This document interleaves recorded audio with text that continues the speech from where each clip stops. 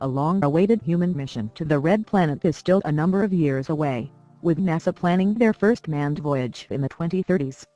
But at more than 55 million kilometers away, astronauts face at least half a year of space travel just to get to Mars, not to mention the return journey. Of the multitude of obstacles to overcome, the health of the astronauts during such a long period in space is of chief concern. Scientists in Germany are using advanced imaging technology in a bid to understand one unusual phenomenon: why astronauts' skin gets thinner while in space. Led by Professor Karsten Koenig from the Department of Biophotonics and Laser Technology at Saarland University, researchers have used high-resolution skin imaging tomography to look into the skin cells of several astronauts before and after a trip into space. The developers of the laser technology say the spatial resolution is 1,000 times higher than that of ultrasonic devices, unmatched by any other product. It also has the potential, Koenig says, to revolutionize diagnoses in hospitals. We use femtosecond laser pulses. We scan the skin and we get signals from the skin, particularly fluorescence, as well as another signal called second harmonic generation. So with these two signals we can build up images and get a precise look into the skin with a high resolution. The resolution is a factor of 1,000 times better than ultrasound. So now you get the information without taking biopsies. Normally you slice them, you stain them, and then a pathologist would look through these sections. Now you can get this information in seconds, labor-free and with this fantastic resolution, said Koenig, adding that applications include in vivo histology for early cancer diagnosis and determining effects of skin aging.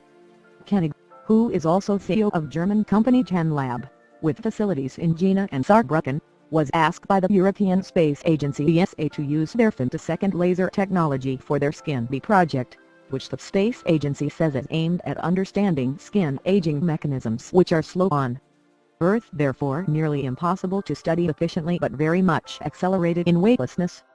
NASA and ESA, the European Space Agency, came to us and asked, is it possible to also look in the skins of astronauts? Because we want to know if there's any aging process going on or what kind of modifications happened to astronauts as they were for 6 months out in space. Because many astronauts complain about skin problems, said Koenig.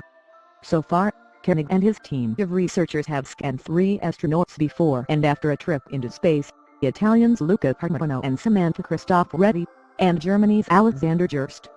Cristoforetti, of the ESA, was scanned prior to her trip to the International Space Station ISS in November 2014. When Cristoforetti landed back on Earth on June 11 this year, her 199-day mission meant she became the new record holder for the single longest space flight by a woman, eclipsing NASA's Sunita Williams' 195-day flight in 2006 to 2007. Cristoforetti's skin cells were subsequently re-scanned by Koenig, who explained how on the ISS skin physiology is different, leading to some surprising results.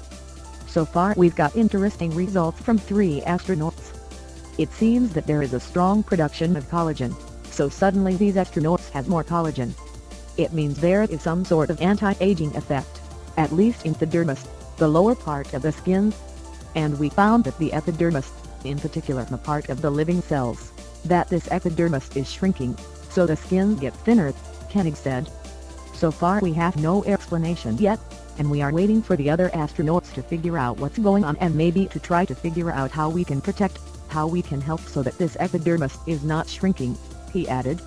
NASA is developing capabilities to send astronauts to an asteroid in the 2020s aboard their Orion spacecraft, giving them the chance to test new systems and capabilities beyond low Earth orbit. This is to prepare for future human missions to Mars, the U.S. Space Agency said. In the meantime, Koenig and his team will continue their research into what causes the thinning of astronauts' skin, and more crucially, how it can be prevented. We've seen the epidermis get thinner by nearly 20%. And so far we have no explanation. But this happened within 6 months. The question is, if you go to Mars they need 1 or 2 years and we don't know yet. For sure it's not so good if the epidermis gets thinner and thinner, Koenig said.